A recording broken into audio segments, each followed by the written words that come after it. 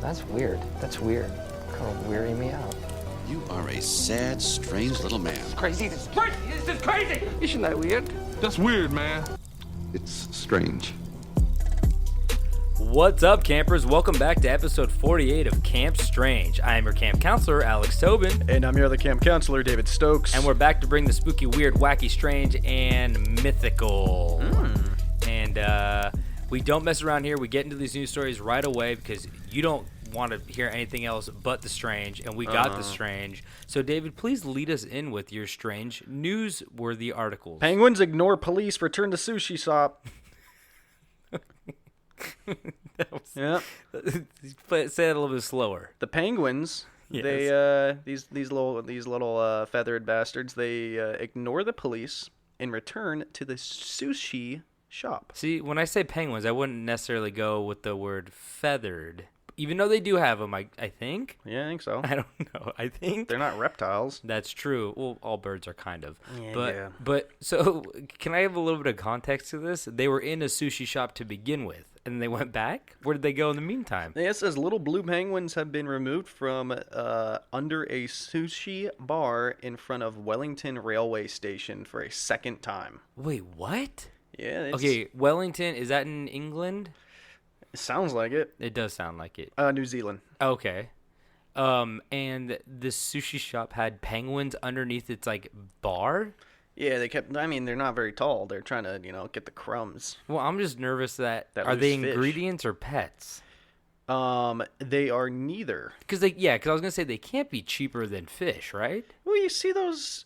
Okay, so we got a photo here of a lady kneeled down, pointing at a gape in their building. So I think they were crawling underneath and popping up.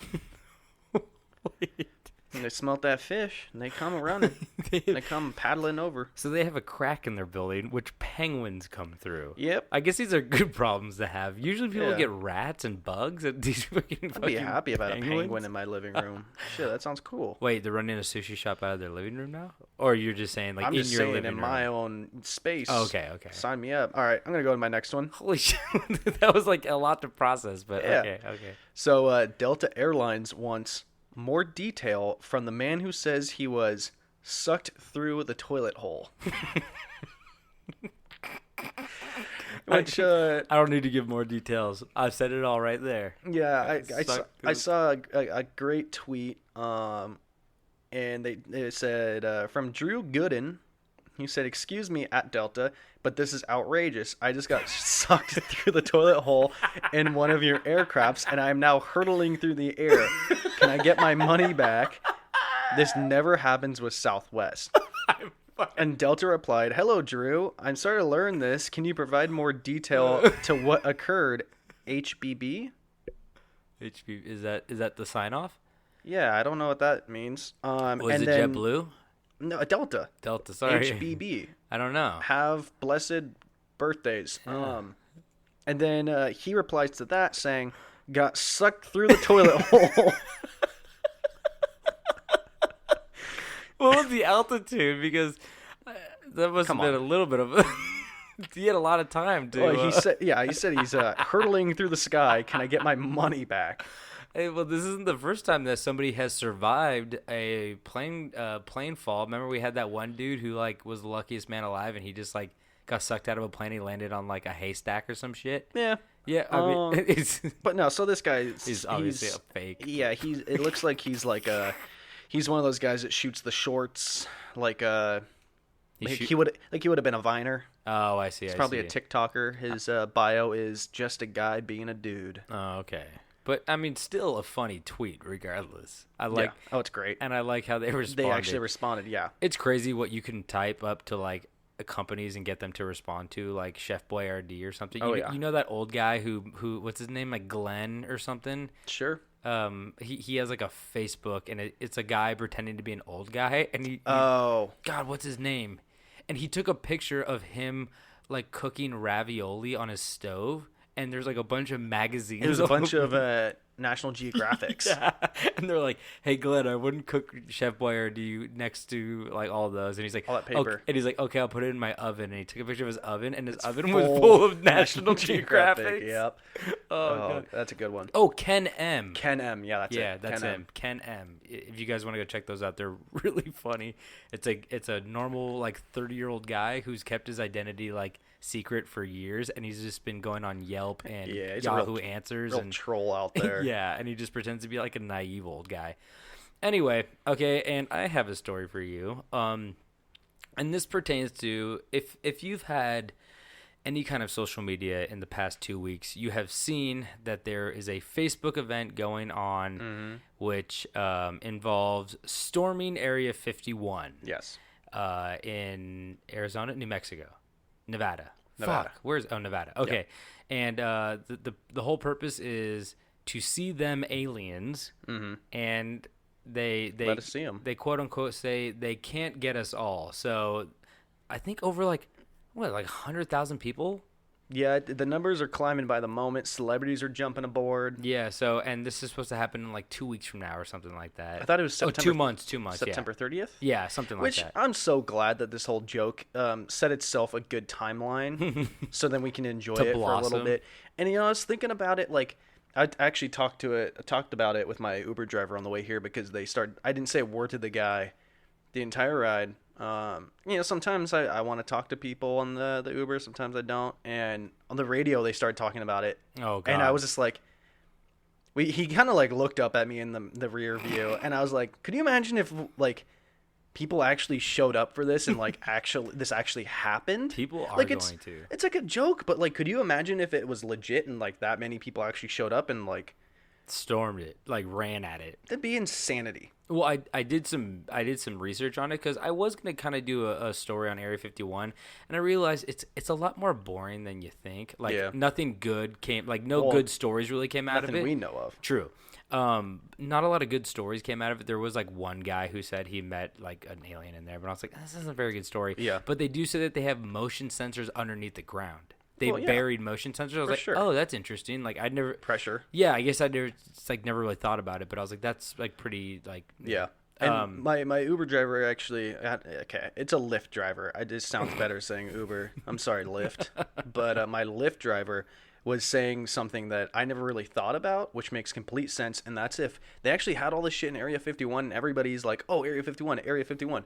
They would have moved it Yeah. to somewhere we don't know about. Area 50, I don't know. Well, there's only one plane that like fly, or like a couple planes that fly in and out of there that are like jet airliners. Yeah. And they're all like they're like employees fly in and out on like that jet airliner. Yeah. Because they test a lot of like secret planes there, like what was it called, like stealth bombers. Yeah, exactly. You ever seen one of those? Have you ever had one fly over Yeah, you? no, they're fucking crazy. No, I've never had one fly over me, but I've I had seen one. pictures. I had one fly over me at a football bowl game. What? Because football bowl games, they oh. always do like the jet things. They had one fly over a game once. What are those called again? Like the big ones that are like black.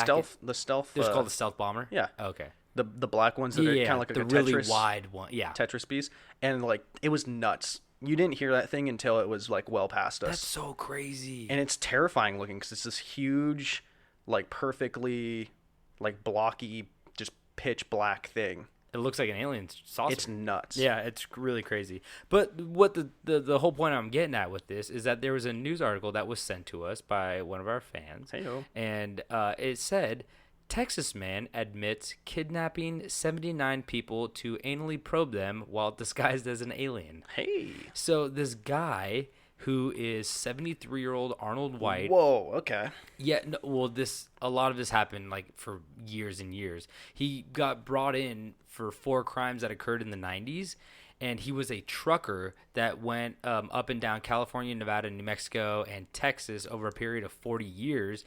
The old Baja Circuit. Yeah, and he would go, and he had this big truck, and he would go and use a mix of hallucinatory drugs containing LSD and PCP to subdue his victims before approaching them and carrying them inside the truck to assault them.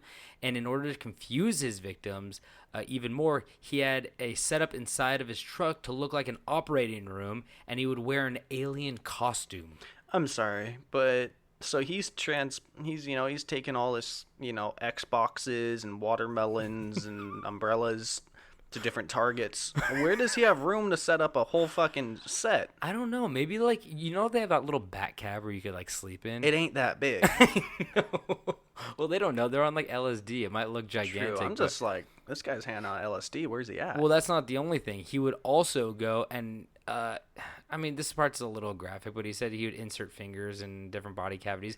But then he said he would also have sex toys designed to look like alien tools and medical instruments. So he you really can get that on Amazon. He really this is the 90s. This is before like all of like This guy's a pioneer. this is before they had like weird fetishes where you could get like a dildo that looks like an alien penis. There's always been alien fetishes. But here's the worst part about here's not the worst part, but he said he chose victims who were loners and marginalized, and that's why he was able to evade arrest for so long.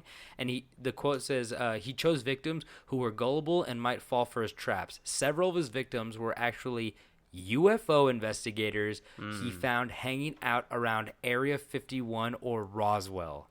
So I just want to say government was paying him. I just want to say honestly that's a conspiracy. No. But just like be careful if you do show up. I mean, there's numerous reasons to be careful. Show up to Area 51, don't get shot. Yeah. But also watch out for this Arnold dude. I mean, he faces a total of 347 criminal charges, including. Is this recent?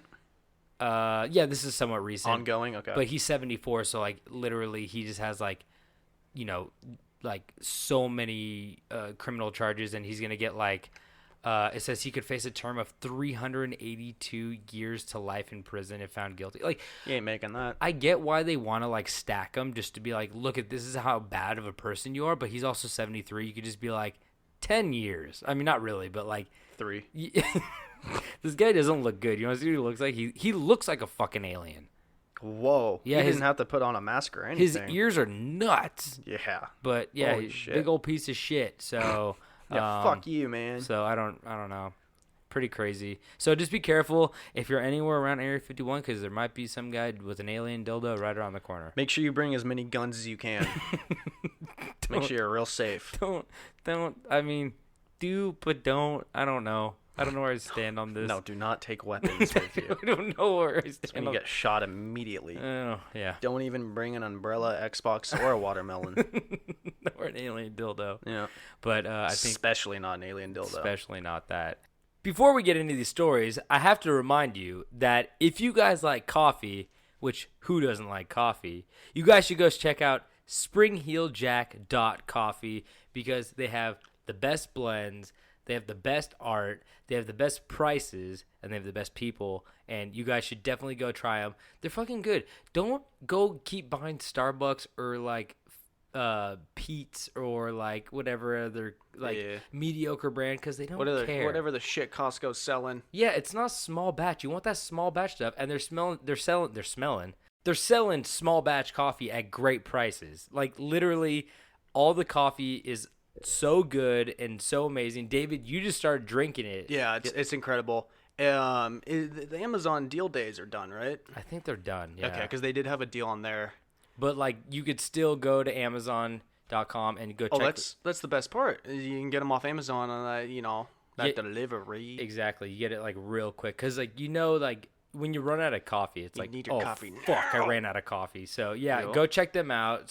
Spring Heel Jack. They have great. I mean, I keep seeing like they're adding new flavors and blends and stuff like that. I saw that they had like a really cool picture of like a swamp like creature from the Black Lagoon that's gonna be one of their new blends. And I'm like, I love their art. It's so good. But go check them out. Spring Heel Jack Coffee Company. They're awesome. They're really nice people. It's going to a mom and pop shop. I don't know if there's a mom or a pop, but He's my daddy. there's people involved, and it's for a good cause. Starbucks has enough money. That's what I say. So And the coffee sucks. Give it to the people that really deserve it. So cool. Thanks, guys. Also, shout out to Courtney for sending that news article over because that was a great transition into the Area 51 stories and just good news story in general. So thank you, Courtney. Okay, let's do this. Big ups. So My story is probably the crazy. It's not the craziest, but it seems so made up. But there's like images and news articles and everything, and I was like, "Oh, this isn't made up." But it seems like a 12-year-old wrote this story or came up with this concept. It's so insane. Okay.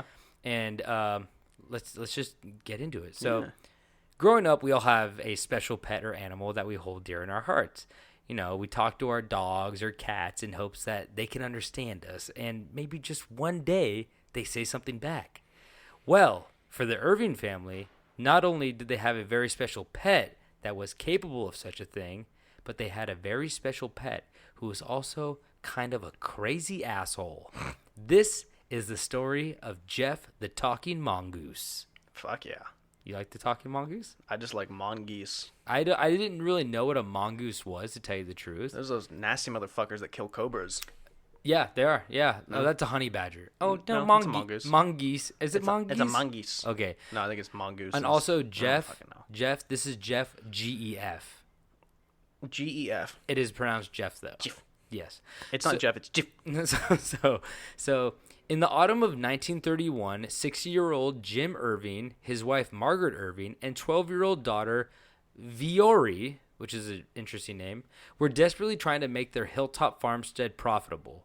The farm was located on the Isle of Man between Northern Ireland and England. I feel like we've had a story there before. Have we? That sounds really familiar. You know what's weird? I looked it up and I was like, I don't know where the Isle of Man is. And I was like, oh, it's like right in the heart of things. And I'm surprised I didn't know about it. I But could have sworn we had a story about that. Go continue. yeah, anyway, it's between Northern Ireland and England. And the now retired Jim struggled to leave his traveling salesman job behind him and start new as a farmer. The family didn't have much money, which meant they couldn't afford the luxuries of things like electricity, phone, and radio, which is a big bummer. Yeah. I mean, if you're living on an island, you don't even have a phone or radio? Come on. What year did you say this was again? This was 1931. Yeah, there you go. So the family would always play their favorite game called Who's the Hungriest? But it was always a three-way tie. So they... That's fucked up. I man. made this up. Oh. But you thought that was like a real game they I played? don't fucking know. I I'm don't know just- what people did in the 30s without radios. But I have to say, here's my second joke. So since it was always a three-way tie, they usually switched to the second favorite game called Make Dad Unretire. So his farm was just fucking up real bad. Yep. So It's better than Who's the Horniest. I always win that one. I always win that game. So, one boring September day, while the family sat around wondering what the next cool dance move was going to be, they thought it might be called the Chechnyan Shuffle Punch. And all of a sudden, they heard something from beyond the wall. As they got closer, they were able to explicitly hear scratching, spitting, and growling from behind the wood paneling. Yeah, Who's the Horniest? Looks like Jeff's about to win. So also we didn't bring up that dance move. Did you like the dance move? What, flossing? Well, I just thought they were thinking of the next cool dance move. Yeah. Chechnyan Shuffle Punch? Oh, is that what it is? Yeah. I don't know what that is. It's the next cool one. Okay. So Can't wait for you to demonstrate. mark that on your calendars, kids. So Jim immediately thought it was a rat, so he laid out poison and traps. But after a couple of days, the noises persisted. He then thought of the next most logical way to drive the animal out of the wall. So he got on all fours and began growling at the animal like a dog through the wall. Yep. That's pretty cool, right? Yeah, it's awesome. I mean, when Who needs a dog if you can just do that? you already shit the bed with the farm, you're like, I can't really lose any more respect with this family. Goddamn turnips. So okay, I can't fucking grow anything. I better get this rat out of the wall at least. We can eat the rat. So it's true, actually. So to his surprise, though, it growled right back at him. The elusive creature proved to be a talented mimic, as whatever animal Jim voiced, the animal would voice back. Soon he had only to name an animal, and it would promptly respond with the appropriate imitation. So first he was just like on the ground being like, "Moo," and then all of a sudden it would be like, "Moo." And then he just like, then he's like cow, and then it would be like moo, and he'd be like horse, and he'd be like, so this thing's little smarter than your average rat in the wall. Okay. So at other times, it made a gurgling sound like a baby attempting to form its first words. Then it began to speak. See, at this point, I would just think that there's a fucking baby in the wall, right? I mean, babies are always getting in my goddamn wall. I'm so sick of it. You can't leave out any bunt cake around the house. No, these goddamn babies go crazy over the bunt cake. You know what else They comes? keep crawling sticks in my ceiling and my wall. It might be a penguin. No, they're babies. No, I but can tell you that much. I'm just saying, like, penguins have their way in. You know, they They crawl right through your do. fucking floor. They do, but that's sushi, not bunt cake. The babies go wild for the bunt cake. They like to put their little fist in that hole in the middle. Yeah, it reminds cake them got of the the, hole it in the middle, reminds right? them of the birthing canal. Wait, Yeah, yeah. yeah. Okay. We're both trying to picture bunt cake right now, and I think we have the same picture in our head. Yeah, that's Yeah. it. So, to their surprise and excitement, and probably terror, they began singing nursery rhymes to it as it sang back in a very squeaky voice. Soon after, it was speaking freely in full sentences. The family asked who or what it was, and the voice replied, I'm yeah. "Yes, it did." He goes, "I'm Jeff." Oh, his squeaky voice. I don't know how to do a mongoose. Do it. I am Jeff. I don't know. A little raspier, I think. My voice is fucked up though. A little raspier. I am Jeff. That's perfect. That's Okay. exactly what I wanted. Okay, so he's Jeff, and he's in the wall. So Jeff claimed to be an earthbound spirit born in New Delhi, India, in 1852. Hold on. So the mongoose is saying it's giving itself a backstory? So yes. No, I buy it. So yeah, 100%. So he goes, I buy it. I'm an earthbound spirit, born in New Delhi, India in 1852, but was now an extra clever mongoose. They're probably like, what's India? Honestly, like, The fuck you talking about? but it was I don't know why all of a sudden they're Irish, right? they're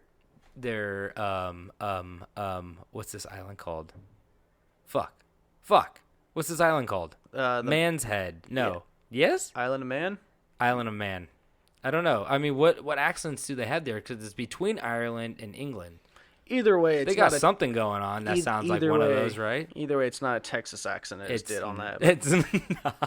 You're very I off. don't give a shit. But I like how he stated he was an extra clever mongoose. He dummy extra. So he definitely knew how to use the word extra. He invented that shit. He really did. So Jeff was soon holding regular conversations. Just to clarify this, he is a spirit in an actual mongoose body. So jealous. So there's a mongoose in the wall. They don't get to see it that often, though, and we will get into that right now. Because Jeff was soon holding regular conversations with both Viore and her father, though he seemed less friendly towards Margaret, which we will also get into a little bit later. Margaret was the wife. Oh, no. So although Jim and Margaret both caught brief glimpses of Jeff, only Viore was allowed to look at him directly. She described him as being the size of a small rat with yellowish fur and a flat snout like a hedgehog. Hold on, you see, this mongoose is smaller than a rat? How big are these goddamn rats they have? I don't Because know. mongooses are supposed to be, big boys. See, I don't really know do you think they have different like breeds of mongoose? Mongeese? I mean, of course they got small, they got big mongoose, but I just feel like smaller than a rat is pretty damn small. It is. But it had the last thing I said, it had a long bushy tail. So maybe like I think you're talking about a small squirrel. it kind of, there is a sketch and it kind of does look like a squirrel, but maybe they Yeah. didn't know. But they said Maybe that, this spear got put in a squirrel, and he's like, well, fuck, I'm going to say I'm a mongoose because that sounds way sicker. yeah, exactly. You can't hit mongoose with your car. No. I I mean- mean, you can hit anything with your car. Trust me on that one.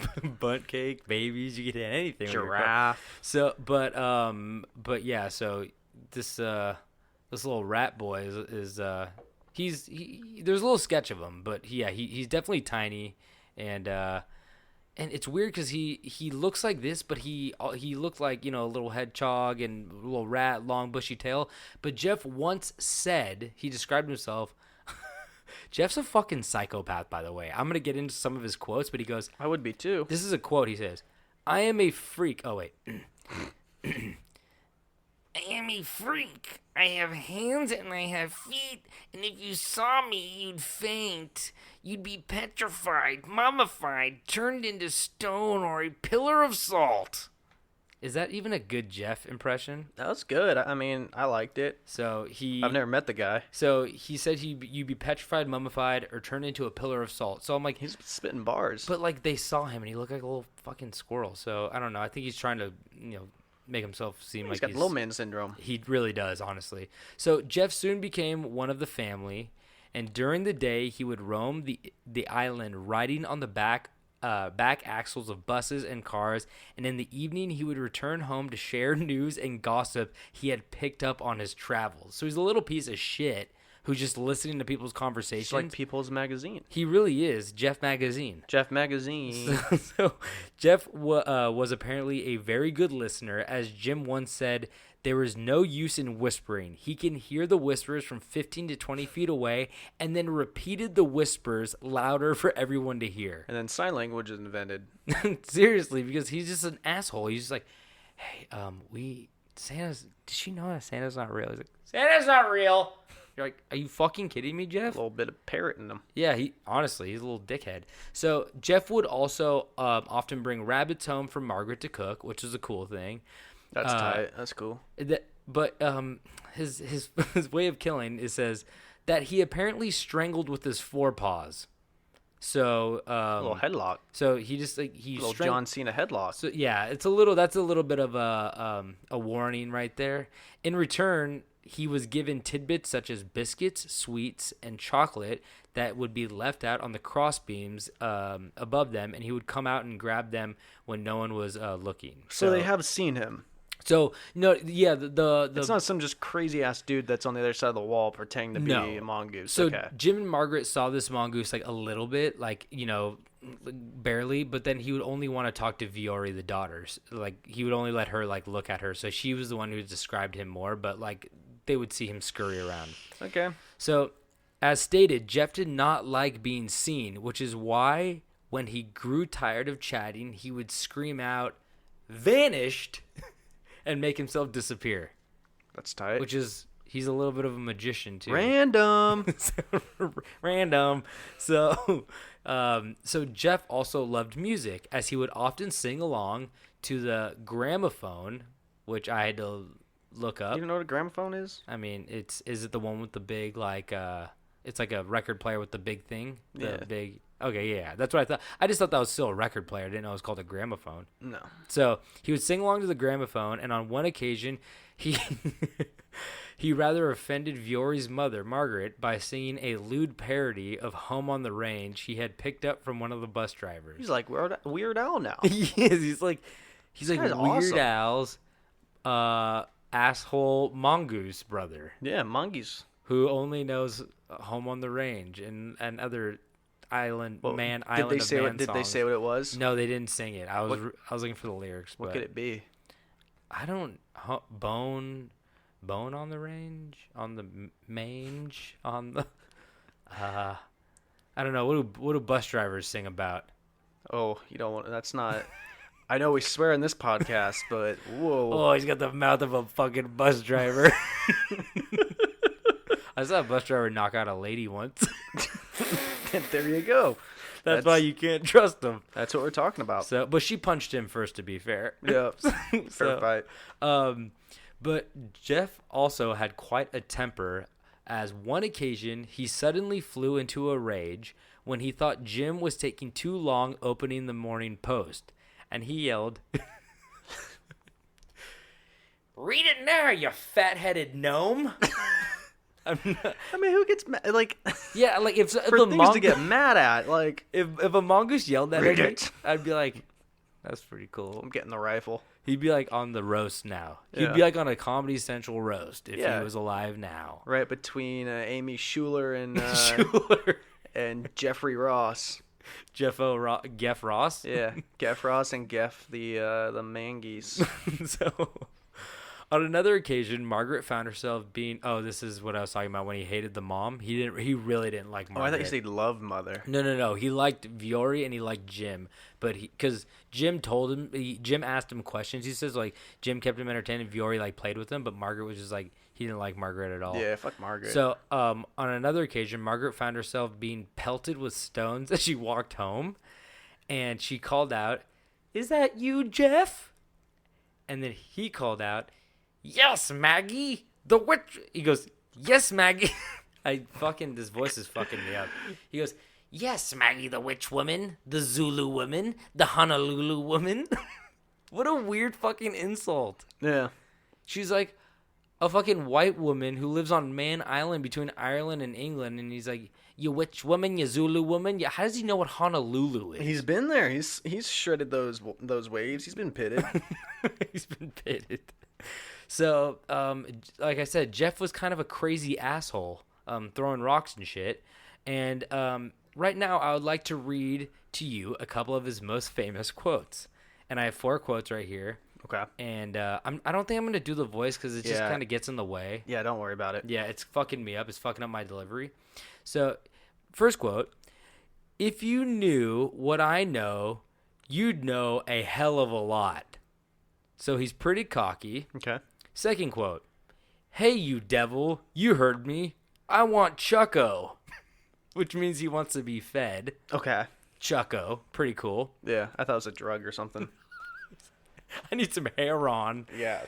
Third quote, "I'll split the atom. I am the 5th dimension. I am the 8th wonder of the world."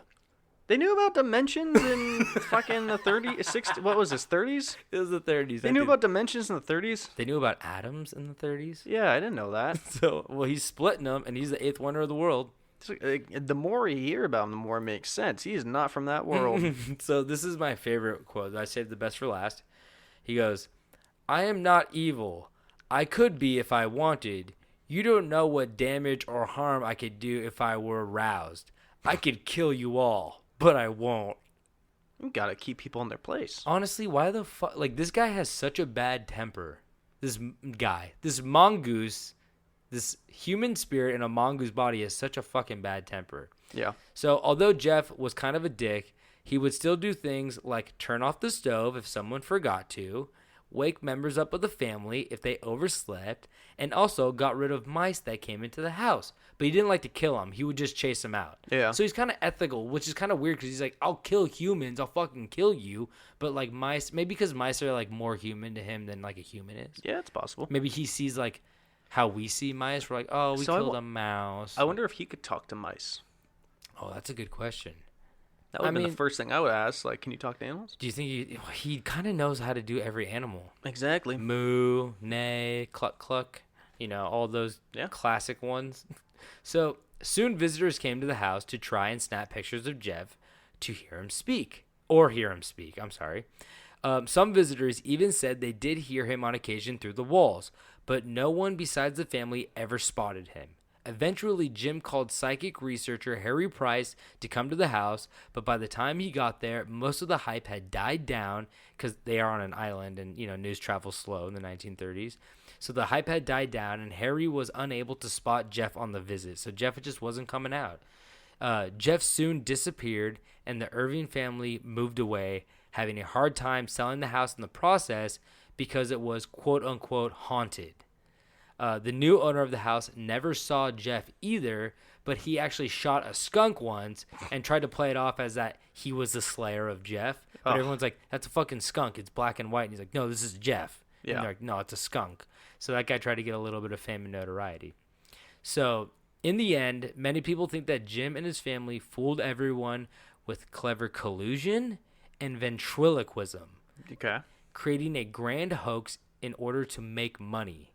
In the end, it backfired as their only asset, the house, dropped in value due to the stories of the malevolent spirit. Although many still believe Jeff never existed, in 1970, a reporter from Fate magazine managed to track down Viore, the daughter, to interview her about her strange childhood experiences. She proved reluctant to discuss her former life with Jeff. She stated, "Yes, There was a little animal who talked and did all those other things. He said he was a mongoose and we should call him Gef. But I really do wish he had left us alone. Ah. So, I mean, she seems like... Wasn't fond of it. She seems pretty adamant about this. So I close this out with, so next time you hear a squeak coming from inside your walls, maybe you should sing a song or two and see if you don't only find a singing partner, but also a mongoose best friend for life. Aw. But the thing was, a lot of people think that she was actually doing the ventriloquism. Yeah. So, because it was like a squeaky voice, it sounded like, I don't know. But a lot of people think that like she was, because I always thought it was Jim. I was like, oh, Jim created this whole thing. He was like a ventriloquist. I still think it's just a crazy dude. Like living in the walls, you think? Yeah. Oh, I never even thought of that, honestly. Yeah. Which makes it really fucking creepy. I mean, maybe. Yeah, maybe he was splitting the chocolates and the fucking sweets with the little girl, and she was the one that knew. Maybe, actually. Maybe she was slipping him, like, more food, He was eating mice in between the walls. Yep. But also, they said the house was, like, kind of built in a weird way where there was, like, no insulation between the walls. So if you were able to technically, like, get your head between a wall and, like, yell, that it would, like, echo throughout the entire house or something like that. Yeah. So maybe there was somebody, that wasn't any of them, because they kind of all had to be present if they're like, this is our house. Like, Yeah. maybe there was a fourth colluder. Mm-hmm. But it does kind of suck in the end because they were trying to make money to, like, sustain a lifestyle with, like, this shitty farm. And it ended up, like, maybe they got some money on the side, but it ended up fucking up their house. Like, no one wanted to buy it because they're like, it's haunted by a dick-ass mongoose. Yeah.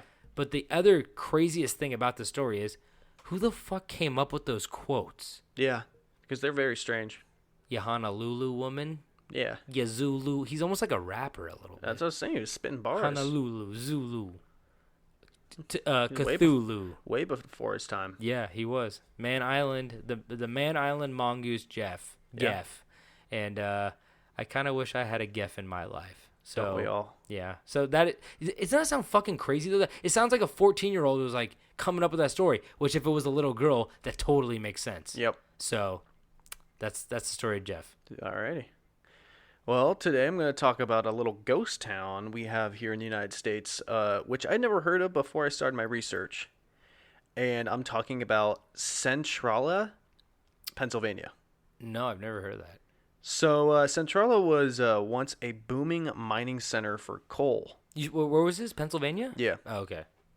And it was a town that was full of shops and people living normal American lives day to day.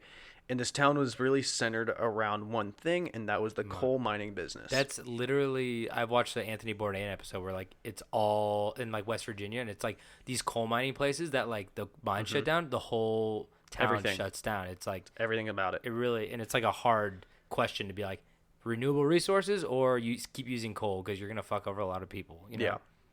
Sorry, that was my preachiness right there. So, like I was saying, this town is really centered around the coal, and at its peak, there were about 3,000 residents who lived in the town. Most of them worked for the whole coal industry. Yeah, 3,000 is not a lot. But today, 50 years later, not a single person in sight. The town sits dead quiet with no life occupying it. Ooh. A once small but growing town is now just a shell of what it once was. But what exactly happened to this town? Why did everybody leave, and why did no one move back in when everybody left?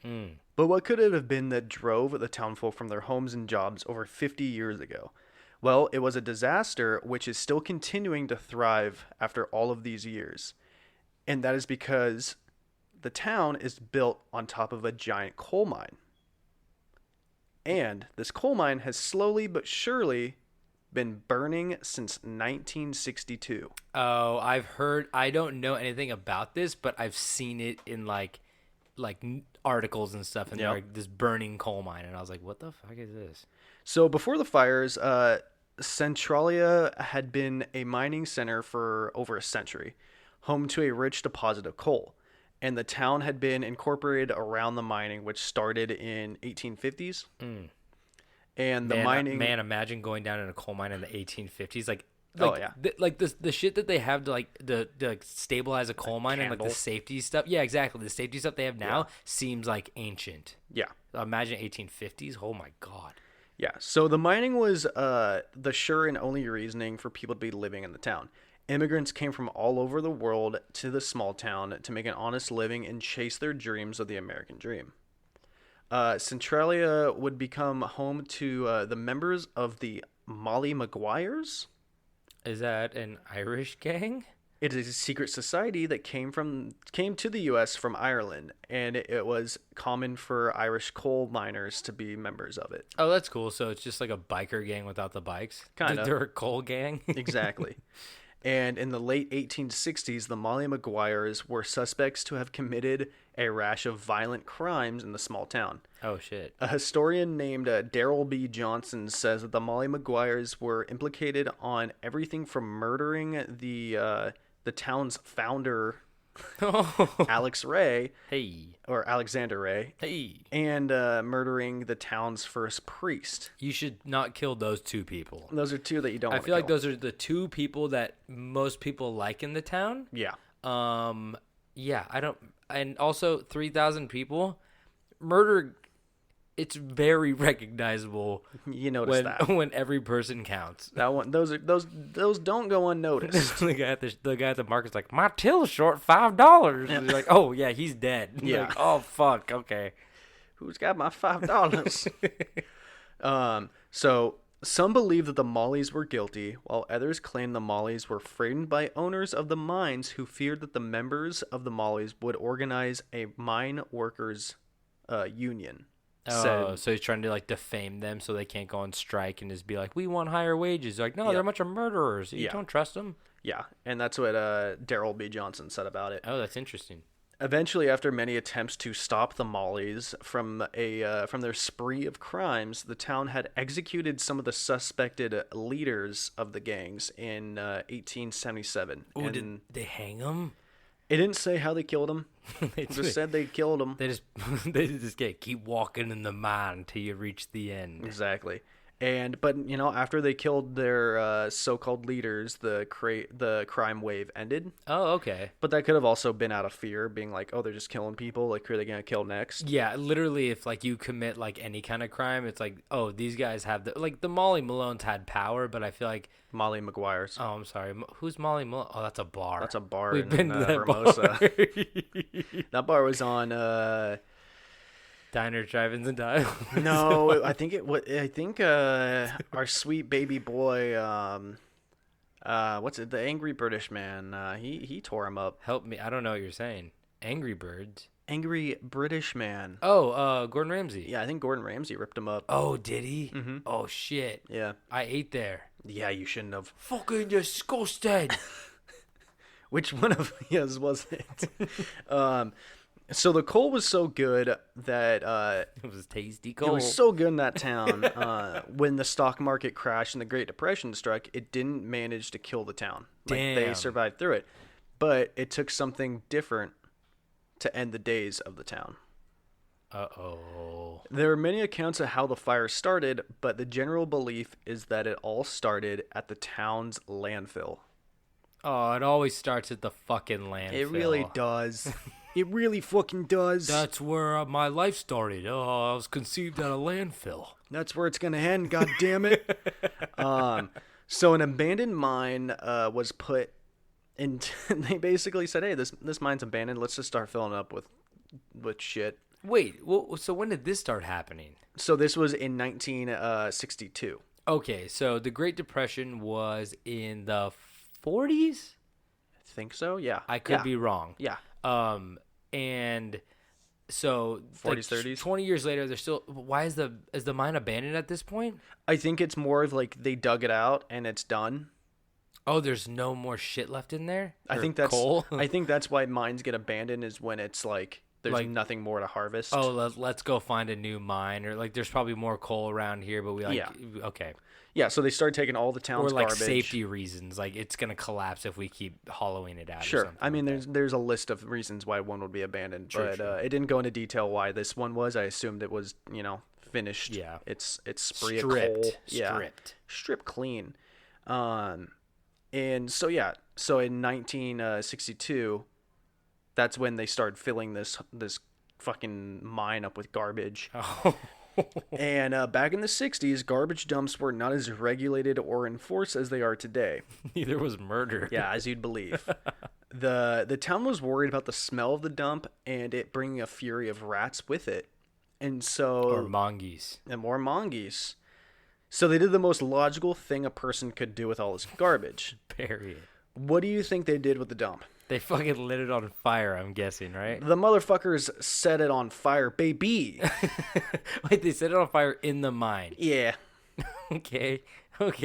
I can't tell you how many reasons I wouldn't do that. Yeah. I don't know enough about mines or trash or fire. Well, I don't know if it's so much the mine you should be worried about. Well, I know mine has gases like canaries. They send canaries down there, and they're like, Yeah. there's some poisonous gases. I'm like, Yeah. there's nothing that can come good of lighting poisonous gases on fire, correct? I don't know. But hey, maybe they should have. It's the 60s, we just got our fucking alcohol back. Yeah, Or maybe. did they? Yeah. Maybe they should have thought about it before tossing the match in, or dare I say, yeeted the match in. And They yeeted the trash in. yeah, with that being said, it was an abandoned coal mine, and coal just doesn't. Fire doesn't do anything to coal. There's no coal left in there, Yeah. no coal behind Yeah. the rocks. So, quickly after their brilliant idea went into full swing, a fire was raging. But it wasn't just the garbage that was on fire. It was they forgot they built the preschool in the mine. Hey, come here. But yeah. Coal's not go to the fire. Coal burns a long time. So, the coal made Trains run off coal. your barbecues. That's charcoal. All them hot dogs that you cook. Hot dog. So the coal made a chain reaction, spreading a strong fire throughout all of the coal tunnels, which laid beneath the entire town. Oh shit! So it's like snaking. It's like Yeah, it's it's like everywhere. the upside down. Sure. I'm just saying Stranger Things. Like people need to relate to this shit, right? Stranger Things. You guys, this is Stranger Things season 4. This is gonna be full of spoilers right a lot now. of coal. A lot of No coal. monsters from other dimensions. Just coal. The upside down is fucking full of trash now. Okay. It's trash. The kids gotta clean the trash. They got them sticks with the nails at the end. They got a garbage bag tied all around in- their belt loop. They're all in prison. They have to do this for their civic duty. It turns out all the damage they did to the mall, they're in jail now.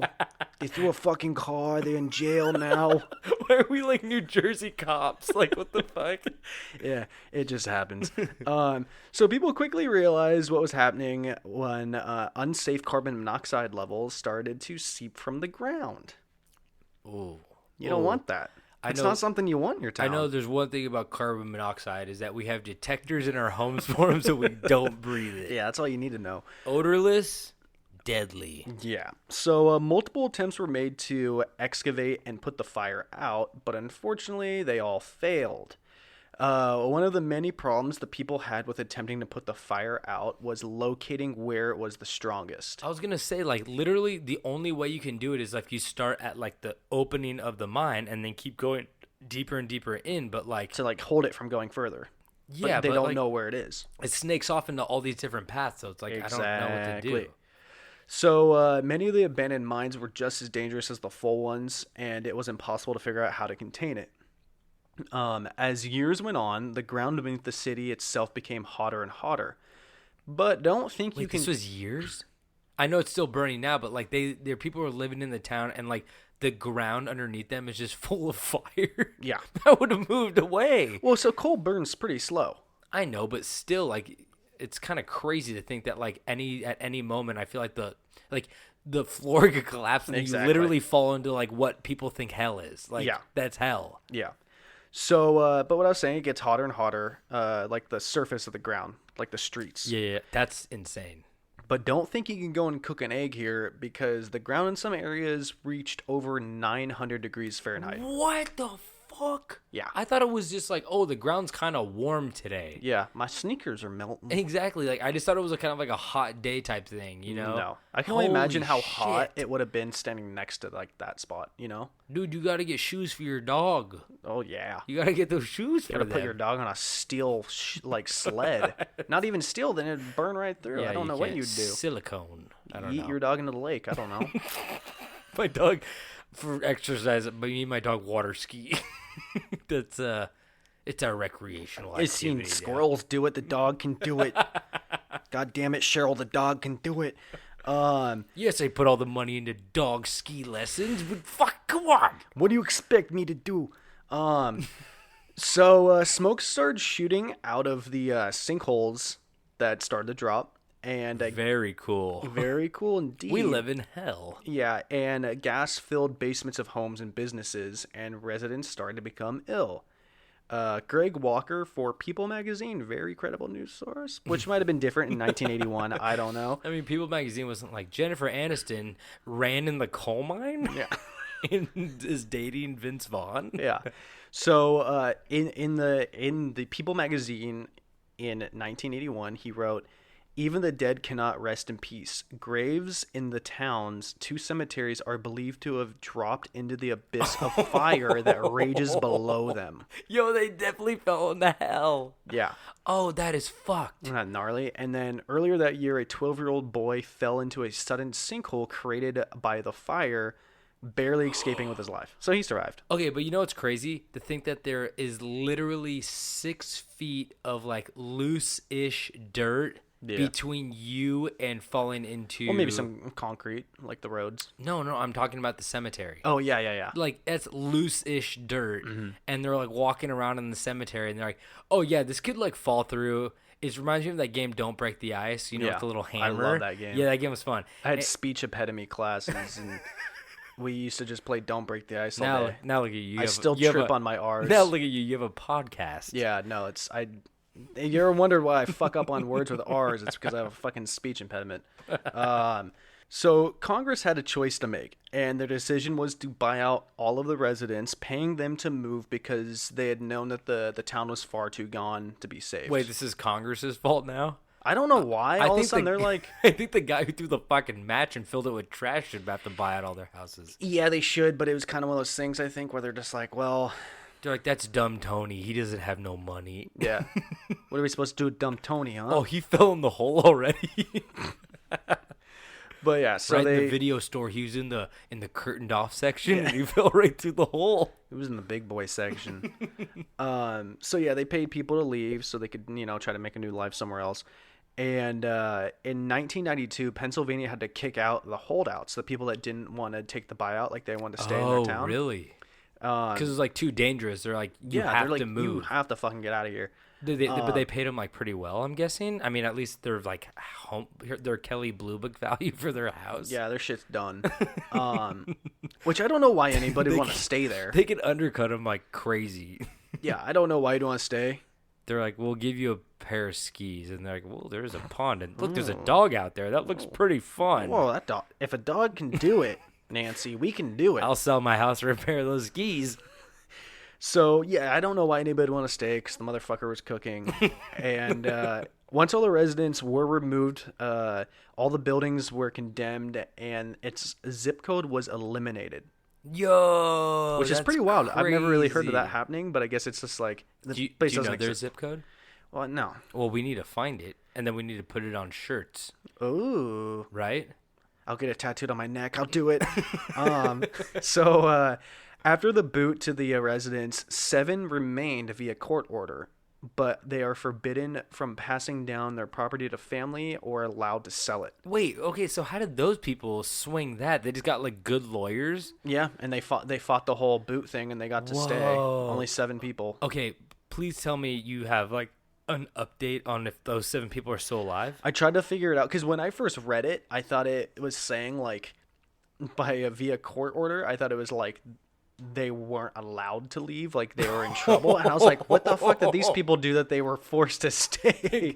They're But stand on the 900-degree street. Yeah. Do it. Do like, it. where do they get like food? Do they just go over like the town over, and they're like, Yeah, I don't know. God, I bet everybody goes over there for the winter. It's like, ooh, it's nice. It's like a nice fire. It's like I love the cracking- way the snow sizzles when it hits the ground. So to this day, Centralia is still burning deep down, and so one of the this fire is known as one of the 38 known acting mining fires in Pennsylvania. Wait, what? Yeah, so I guess there's 37 more of these mines in Pennsylvania that are on fire. I don't think any of them are nearly What? as big as this one, but yeah, I guess that's just. Is that like a? Do they all fill it with trash too? I don't know, but I guess I mean that's just a lantern or a candle tipping over, I guess. But Oh, so like once there's like a fire in a coal mine, it's like almost impossible to stop because Just about. because coal is so like it. you probably have to flood it. Yeah, I was gonna Quickly. I was gonna say because With a coal lot of water. coal burns like you said, coal burns slow, so it's just kind of like sitting there and like even if there's water on it, I feel like it's still like kicking a little bit, you know. Yeah. So I don't know. I don't fuck with coal that often, but No. just from the stories I hear. Yeah, it burns a wow. So Jesus Christ. So Yeah. you said 38? Yeah, I guess there's 38 of them in Pennsylvania. I don't know. That didn't make any sense to me, but that's what it said. I know West Virginia is a big mining town too, but Yeah. like Jesus, does that mean that there's 38 also like kind of closed off areas? So I don't. I maybe. I but- think the difference was that this was a massive one that was under a town. I doubt the other ones were underneath towns. You know. Oh, okay. Yeah. Maybe like in some mountain area or something like that. And there's like, Yeah. oh, just don't go in this mine. Like, it's fine, you know. I'm sure they'd seal it up, Yeah, probably. cut off the oxygen, help kill the fire. Yeah. I mean, were they able to do that with this guy or? No, they tried to. Oh, they couldn't do it. fuck. It was probably just too big at this point because they probably hollowed it out so much, you know. Yeah. Jesus Christ, that's crazy. Yeah, so according to the state's Department of Environmental Protection, the fire could burn up to a total of 250 years. What? Yeah, that's how big. And how many years deep are we right now, or is that 50. like? We're 50 years now. Yeah, That's kind of like the think Chernobyl we're- no-go zone. we're a little over 50 right now, but yeah.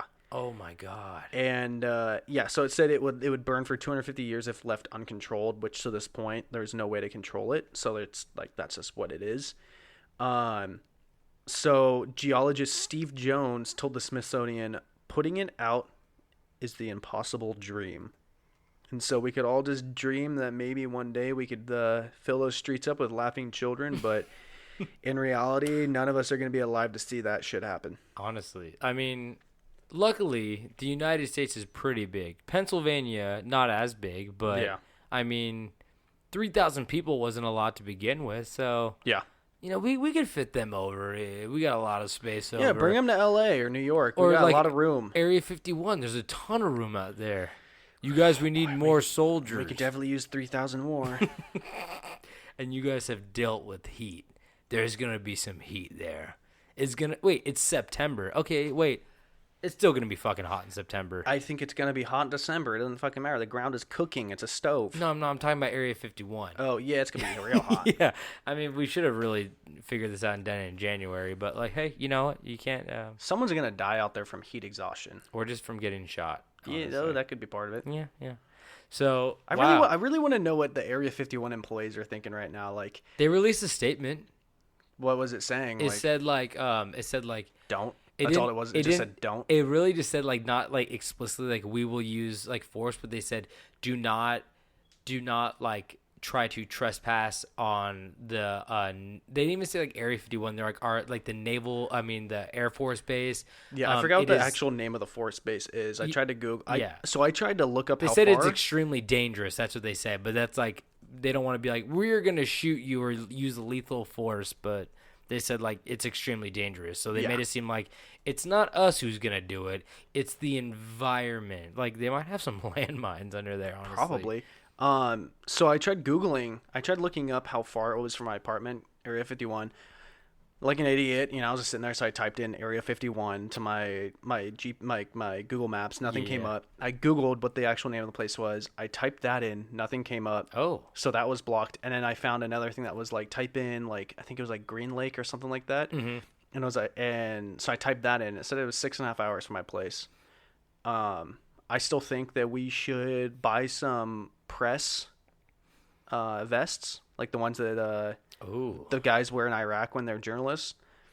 And we should make the drive and do some interviews. Speaking of vests, could we also get some bulletproof ones?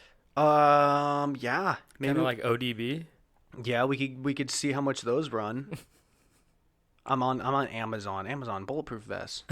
They've got sell press those on vests. Amazon? Bulletproof vests. I mean, I'm not like against it, but like $32. That can't be right. I would never buy a fucking bulletproof vest I want to for spend at under least, $1,000. I want to at least spend $100 if I'm gonna expect it to stop a bullet. At least $100. Like that's Anyway, I think that concludes our stories for today. So, if you don't hear from us soon, we might have bullet holes through our $32 bulletproof vests. But if not, I want a refund. we'll keep coming with these stories. Oh, we could buy fake police badges to go with it. Oh, just God. just so when they do shoot and kill us, they could be like, "Wait, he's a cop," and they'll be like, "Oh no, it's fake." But just to have them for that 1 second. So if we do survive, we could definitely get like a sentence, right? Yeah. Like impersonating an officer. But thank you guys for listening. We had some weasels today. Not some weasels, some mongeese. I'm sorry. Mongoose. Some mongooses and some Tana mongooses. some burning mines. So thank you guys for listening. We always appreciate it when you do. If you guys could go and rate, review, and subscribe, we'd really appreciate it. The reviews really help us out a lot, and you guys are awesome if you do that for us. We also have social media, Instagram, Facebook, Twitter. You know the deal. Follow us at Camp Strange Podcast for most of them. And go check us out. We'll post some pictures on Instagram. And we also, if you guys have any interesting stories of like talking animals or aliens, or if you have a burning mine in your town you want to tell us about it, please send us an email at campstrangepodcast@gmail.com. Or just go to our website at campstrange.com and click the contact tab and send it on over. Yeah. Yeet it into our inbox. Yeet it over, and we'll love to read it, you know? And David, what else we got? We got your terrified uncle's $30 bulletproof vest from Amazon. Why am I terrified uncle? Because You don't- he spent less than $32 on it. I mean, no uncle buys a bulletproof vest that ain't terrified. That's true. Oh, this one has straps. Well, I'm over here on Amazon. I think I got a baby bottle pop over here. Baby bottle pop, baby bottle pop. You push it in, shake it, and lick it again. It's a baby. That was was that really what it was? It was close to that. But what else we got? We've got small dog crates that are perfect for your new alien pet after we yeet them out of that bitch. That's true. We also have a tiny man named Chi-Chi. Oh. Is that what that is? He was in Area 51. I was wondering why he kept staring at me. Fucking Chi-Chi. We have size .00001 Air Force Ones for your new Chi-Chi. He's that tiny.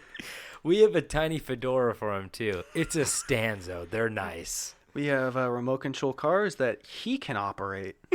Because Chi-Chi likes to ride with the top down. We also have a saddle for the dog on the skis that Chi-Chi can ride. Chi-Chi loves dogs. And he also loves water skiing. Chi-Chi loves your dog. But don't let your dog snip Chi-Chi because he'll become very upset.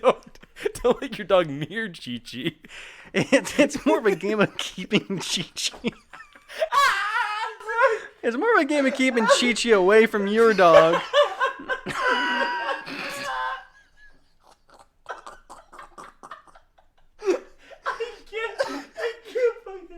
And we got Chi-Chi shirts. Got a lot of Chi-Chi merch. Chi-Chi merch. Doesn't Chi-Chi mean like boobs in Spanish or something? I hope so. Oh, Chi-Chi merch is gonna blow up. I'm so sweaty right now in this fucking I hot know, apartment. I'm dying. Fuck this. Chi-Chi, fan us off, buddy. Grab that spork. He has a tiny leafy. He just looks at me and shakes his head. He doesn't understand what I'm saying. Chi-Chi is even smaller than Gary. Chi-Chi's about a leg of Gary. Gary is scared of Chi-Chi, and Gary's the haunted doll. Gary's been very quiet ever since Chi-Chi arrived. We need to wrap this up. Anyway, thanks for guys for listening. David, do you have anything to say? Don't forget to feed your Chi-Chi past midnight. And don't forget to stay strange.